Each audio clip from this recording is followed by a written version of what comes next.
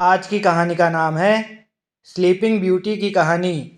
एक बार की बात है, किसी बड़े राज्य में एक राजा अपनी रानी के साथ रहता था।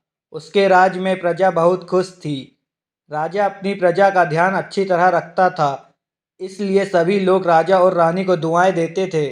सब कुछ होने के बाद भी उन दोनों को बस एक ही बात की दुख थी कि उनकी कोई संतान नहीं है। रानी सूरज की पूजा करती थी। उसे पूरा विश्वास था कि सूरज देवता की कृपा से उसे जरूर संतान प्राप्ति होगी। एक दिन राजा और रानी बगीचे में घूम रहे थे। बगीचे में एक तालाब था। दोनों तालाब के किनारे बैठकर प्रकृति का आनंद ले रहे थे।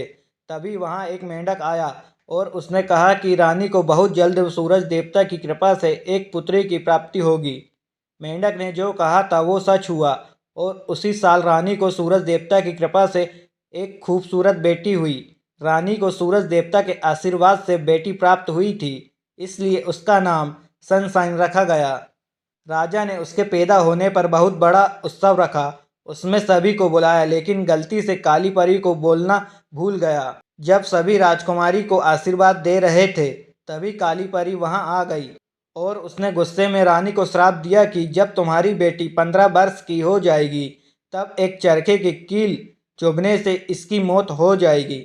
इतना बोलकर वहां गायब हो गई। राजा और रानी दोनों बहुत दुखी हुए। उनको दुखी देखकर सफेद परी ने उनको कहा कि चिंता मत करो, मैं इस श्राप को रोक तो नहीं सकती, लेकिन इसे कम कर सकती हूँ। सफेद परी ने कहा कि कील चुभने से यहाँ 100 साल के लिए सो जाएगी, साथ ही पूरी प्रजा और आप सभी भी सो जाएंगे। लेकिन जब कोई सुंदर राजकुमार इसे चूमेगा तो इसके साथ साथ आप सभी भी जाग जाएंगे। इतना बोलकर परी गायब हो गई। धीरे धीरे समय बीतने लगा। राजकुमारी बड़ी होने लगी। वो समय भी आ गया जब राजकुमारी 15 साल की होने वाली थी। तभी राजा और रानी को किसी काम से राज्य के बाहर जाना पड़ा। वे एक दिन दासी के भरोसे राजकुमारी को छोड़कर चले गए।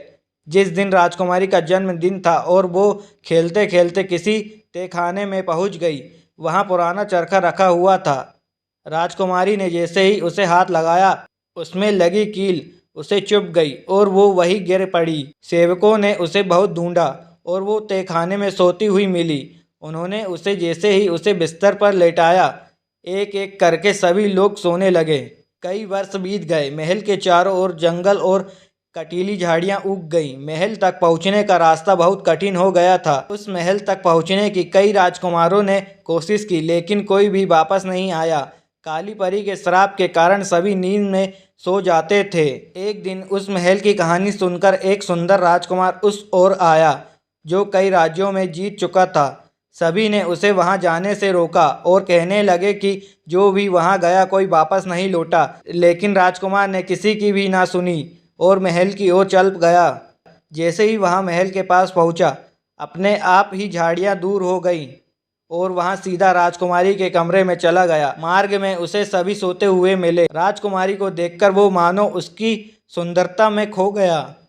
उसने खुद को संभालते हुए जैसे ही उसे चूमा, वैसे ही काली परी का श्राप टूट गया और उसके साथ ही सभी नींद से जाग गए।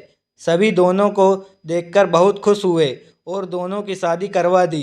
कहानी से सीख: दूसरों का अच्छा चाहने वालों के साथ कभी बुरा नहीं होता।